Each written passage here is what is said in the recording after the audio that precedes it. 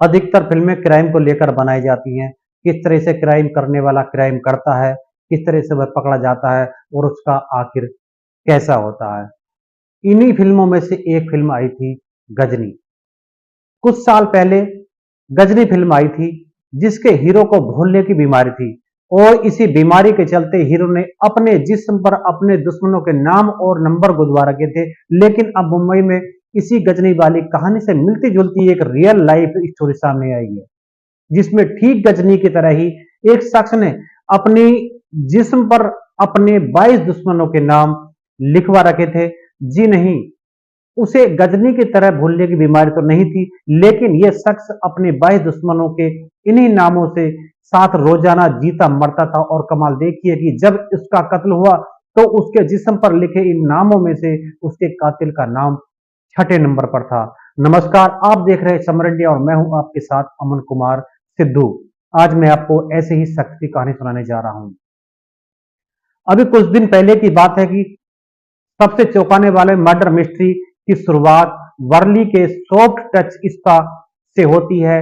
बुधवार की सुबह इस स्पा से पुलिस को एक कॉल आती है।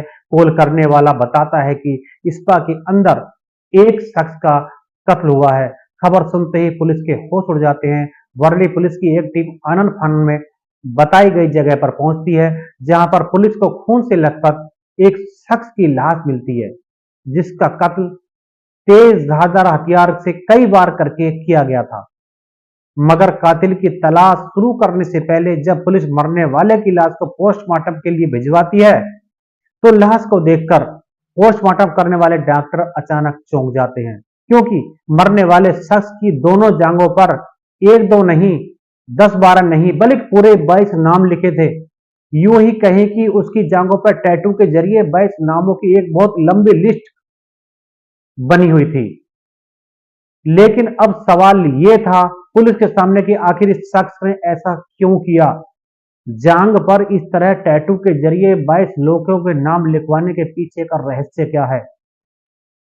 मरने वाले यानी कि नाम लिखवाने वाले शख्स के साथ साथ इन 22 लोगों का कैसे कनेक्शन है। तो जब पुलिस की नजर इन लिस्ट में लिखे नामों के साथ साथ सबसे ऊपर लिखी लाइन पर गई, तो जल्दी इस राज से पर्दा भी उठ गया, क्योंकि इस लाइन में लिखा था मेरे दुश्मनों का नाम मेरी डायरी में लिखा है, इसकी जांच कर कार्रवाई करें। इस लाइन में बात तो डायरी की हो रही थी, लेकिन शायद मरने वाले ने डायरी के साथ साथ सेफ साइड में या यूं कहें कि डबल श्योर होने के लिए अपनी जांग पर भी अपने इन्हीं दुश्मनों के नाम लिखवा दिए थे। लेकिन फिर सवाल यह था पुलिस के सामने कि आखिर ये शख्स कौन था और वो ऐसे किस पेशे से जुड़ा हुआ था कि जिसमें उसके दुश्मनों की इतनी लंबी फहरिस्त थी। तो जब पुलिस की नजर दुश्मनों के इस लंबे लिस्ट के साथ साथ छठे नंबर पर लिखे एक नाम पर गई, तो इस शख्स के कत्ल के राज से भी पर्दा उठ गया। और ये नाम किसी और का नहीं बल्कि उसी शख्स का था जिसके स्पा के अंदर इस शख्स का कत्ल हुआ था। जी हाँ, संतोष सेरेकर। असल में ये स्पा संतोष सेरेकर का ही था और अपने स्पा के इस शख्स के कत्ल को जाने की खबर भी संतोष सेरेकर ने ही पुलिस को दी थी। अब तक की तफ्तीश में मरने वाले शख्स की पहचान भी हो चुकी थी और यह शख्स था 52 साल का गुरु बाघमारे, एक ऐसा आरटीआई एक्टिविस्ट जिसका काम ही आरटीआई के जरिए लोगों की कमियों ढूंढना, उन्हें कार्रवाई की धमकी देना और ब्लैकमेल कर रुपयों की वसूली करना था। और शायद यही वजह थी कि उसके दुश्मनों की लिस्ट बहुत लंबी हो गई थी। और जल्द ही तफ्तीश में यह भी साफ हो गया था कि बाघमारे संतोष सेरेकर को भी पिछले कई सालों से ब्लैकमेल कर रहा था और उससे वसूली भी करता था। जाहिर है कि इसी वजह से बाघमारे की संतोष सेरेकर से दुश्मनी थी और बाघमारे ने अपने दुश्मनों की लिस्ट में छठे नंबर पर संतोष सेरेकर का नाम भी लिखवा रखा था। मगर सवाल यह था कि आखिर गुरु बाघमारे संतोष सेरेकर के स्पा में कैसे पहुंचा और यहां उसका कत्ल किसने किया। तो जब पुलिस ने इसे लेकर स्पा मालिक सेरेकर से पूछताछ की, तो यह सीक्वेंस भी साफ हो गया कि सेरेकर ने पुलिस को बताया कि बाघमारे बीती रात करीब 12:30 बजे 21 साल की उम्र वाली अपनी एक गर्लफ्रेंड के साथ उसके स्पा में पहुंचा था। तब तक इस्पा में काम करने वाले स्टाफ के लोग अपने अपने घर जा चुके थे और खुद उसे भी सुबह ही ये पता चला कि उसके इस्पा में गुरु बागमारे का कत्ल हो चुका है। यानी कि वारदात बेशक शेरे करके इस्पा में हुई थी, लेकिन उसे इस वारदात की खबर ही नहीं थी। उसका कहना था कि वो तो सुबह जब बागमारे की गर्लफ्रेंड ने उसे कत्ल की बात बताई तो वह इस्पा पहुंचा और लाश देखकर पुलिस को उसकी सूचना दी। अब पुलिस ने बागमारे की गर्लफ्रेंड से पूछताछ करने के साथ साथ बीती रात के पूरे सीक्वेंस को समझने की कोशिश की। गर्लफ्रेंड ने बताया कि मंगलवार को गुरु बागमारे का बर्थडे था और बागमारे ने अपना बर्थडे उसी के साथ सेलिब्रेट किया था। वो दोनों अपने एक बार में गए थे जहां उन्होंने साथ में ड्रिंक किया और फिर बागमारे उसे लेकर सॉफ्ट टच स्पा चला आया। गर्लफ्रेंड ने बताया कि बीती रात बागमारे ने स्पा के मैनेजर और एक स्टाफ को भी पार्टी दी थी, जिसके बाद वो बागमारे के साथ स्पा चली गई, जबकि स्पा का स्टाफ अपने घर चला गया था। स्पा में रात को एक कमरे में सोने चली गई और जब सुबह करीब 9 बजे उसकी नींद खुली तो उसने देखा कि बागमारे का कत्ल हो चुका है। यानी स्पा मालिक शेरेकर और गर्लफ्रेंड दोनों रात को बागमारे को जिंदा देखने की बात कह रहे थे, लेकिन कत्ल की वारदात से खुद को अनजान बता रहे थे। अब पुलिस ने सच्चाई जानने के लिए टेक्निकल इन्वेस्टिगेशन की। उस बार से लेकर स्पा के आसपास लगे तमाम सीसीटीवी कैमरों को खंगालना शुरू कर दिया। जिस बार में स्पा पहुंचने से पहले गुरु बागमारे और उसकी गर्लफ्रेंड अपना बर्थडे सेलिब्रेट करने पहुंचे थे और इस कोशिश में पुलिस को बार से लेकर स्पा के बाहर तक कुछ संदिग्ध लोगों की तस्वीरें नजर आई और पुलिस ने देखा कि जिस बार में दोनों बर्थडे सेलिब्रेट करने पहुंचे थे उस बार के बाहर रेनकोट पहने दो संदिग्ध एक स्कूटी से गुरु बागमारे का पीछा कर रहे थे और पुलिस ने देखा कि रेनकोट पहने यही दोनों लोग बीती रात भी स्कूटी से स्पा तक पहुंचे थे। असल में बागमारे के स्पा पहुंचने के करीब 1 घंटे बाद ये दोनों रहस्यमय संदिग्ध स्पा तक आए थे और स्पा के करीब एक पान की दुकान पर रुके। दोनों के पान की दुकान पर रुकने की तस्वीर भी सीसीटीवी कैमरे में कैद हो गई थी।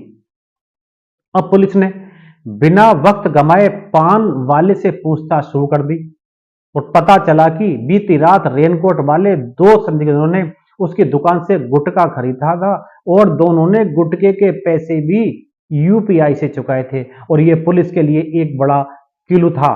पुलिस ने फौरन दुकानदार के जरिए यूपीआई पेमेंट करने वाले का नाम, फोन नंबर पता किया और इसी के साथ फिरोज अंसारी नाम के उस शख्स के मोबाइल फोन की कॉल डिटेल रिकॉर्ड यानी कि सीडीआर निकलवाई ली ताकि ये पता चल सके कत्ल से पहले या कत्ल के बाद उसकी किससे बात हुई थी। पुलिस ये देखकर तब हैरान रह गई कि जो स्पा मालिक संतोष शेरेकर खुद को बागमारे के कत्ल से बेखबर बता रहा था, रेनकोट पहनकर बागमारे का पीछा करने वाले फिरोज अंसारी की उसी शेरेकर से लगातार बात हो रही थी। यानी ये कत्ल ना सिर्फ स्पा मालिक शेरेकर के ठिकाने पर था बल्कि खुद शेरेकर के इशारे पर ही हुआ था। अब पुलिस ने शेरेकर पर शिकंजा कसना शुरू कर दिया। इसके बाद उसके पास सच्चाई कबूल करने के सिवाय कोई और चारा ही नहीं था और शेरेकर ने बताया कि मंगलवार की रात उसी के कहने पर फिरोज अंसारी और साकिब अंसारी ने ही गुरु बागमारे की जान ली थी। बागमारे के स्पा के अंदर पहुंचने के करीब 1 घंटे बाद फिरोज और साकिब ने जब तक कि स्पा का स्टाफ घर जा चुका, दोनों ने उससे पहले ही गर्लफ्रेंड को एक कमरे में पहुंचाया और फिर अपने साथ लाई गई कैंची के ब्लेड से वार कर बागमारे का कत्ल कर दिया। कहानी साफ होते ही पुलिस ने शेरेकर के साथ साथ वारदात को अंजाम देने वाले दोनों कातिलों में से एक फिरोज अंसारी को भी गिरफ्तार कर लिया और बाद में फिरोज की निशानदेही पर उसके दूसरे साथी साकिब अंसारी को राजस्थान के कोटा शहर में गरीब रथ एक्सप्रेस से दबोच लिया। साकिब कत्ल के बाद दिल्ली भागने की फिराक में था। अब सवाल यह था कि आखिर शेरेकर ने बागमारे का कत्ल क्यों करवाया और उसने इस वारदात की साजिश कैसे रची। तो आगे की तफ्तीश में पुलिस को इन सवालों का जवाब भी मिल गया। दरअसल पुलिस ने बताया कि आरोपी संतोष शेरेकर ने बागमारे की हत्या के लिए 6 लाख रुपए की सुपारी हत्यारों को दी थी, क्योंकि वो उसे ब्लैकमेल कर रहा था, बार-बार उसे ब्लैकमेल करते उससे पैसे ऐंठता था वो। इसी बात से परेशान होकर शेरेकर ने इस हत्या की प्लानिंग रची और भाड़े के हथियारों से मर्डर करवाया। अब पुलिस अब अपना केस कोर्ट में मजबूत करने के लिए आगे की कार्रवाई में जुट गई है।